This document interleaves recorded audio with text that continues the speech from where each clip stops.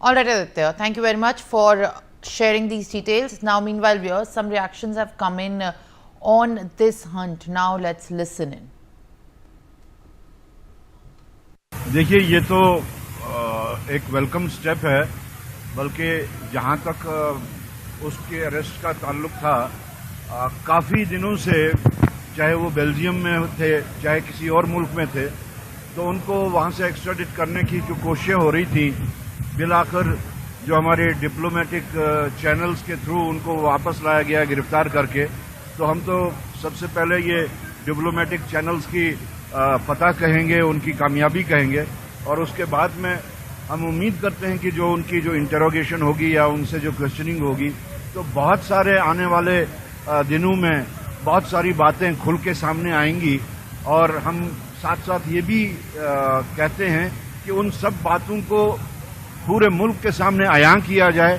कुछ बातें ऐसी भी हो सकती हैं जिनको कोशिश की जाएगी दबाने की, तो ऐसा ना हो कि कुछ बातें दबा दी जाएं और कुछ बातें सामने आएं। तो ये हमारी एक्सपेक्टेशन है कि सब कुछ खुल के सामने आ जाएगा।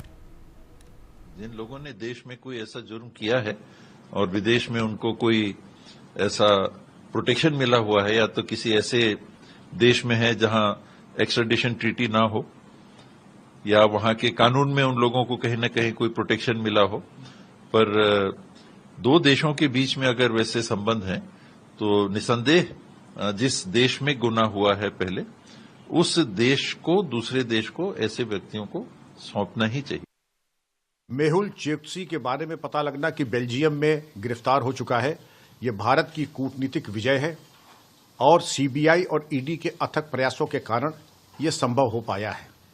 उल्लेखनीय है कि गीतांजलि ज्वेलर्स के मालिक मेहुल चोकसी और नीरव मोदी ये मुंबई की ब्रैडी ब्रांच के पंजाब नेशनल बैंक के 13,500 करोड़ रुपए भारत के धन की लूट के जिम्मेदार बताए जाते हैं और इनके पीछे जमाने से हिंदुस्तान की फोर्सेस लगी थी।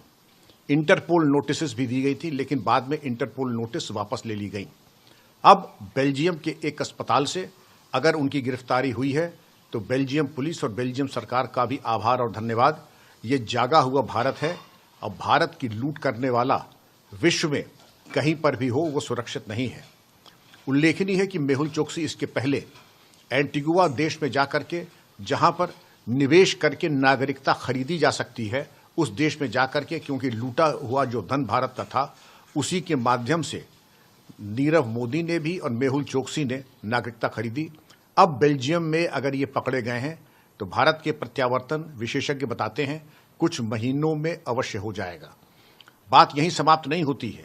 जो लूट के 13,500 करोड़ रुपए हैं, वो भी भारत को वापस लाने हैं। ये जागा हुआ भारत है और भारत सरकार की इस विजय के लिए पूरा भारत गौरवान्वित। मेहुल चोकसी की कंपनी का मैं फाइनेंशियर था।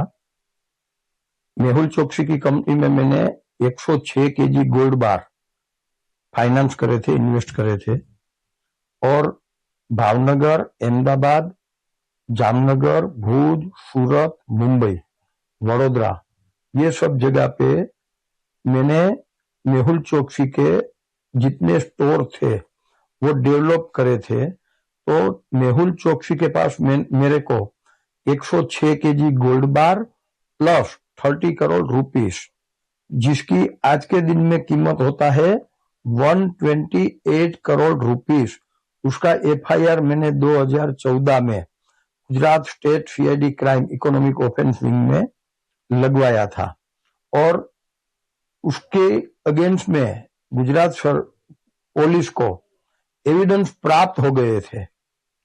सीआरपीसी 164 का स्टेटमेंट रिकॉर्ड हो गया, तो भी उसको अरेस्ट करने के लिए एक डीजीपी कक्षा के आदमी ने मेरे से 70 लाख रुपीस घूस मांगा।